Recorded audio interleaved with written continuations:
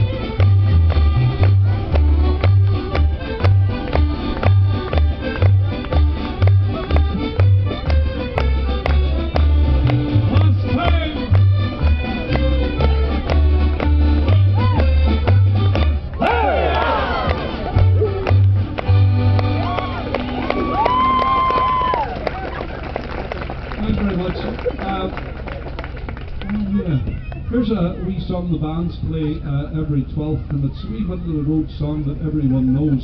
And perhaps you know it, and perhaps you might sing the chorus along with us. It's called Let 'Em Go, Let 'Em Tarry, Let 'Em Sink or Let 'Em Swim.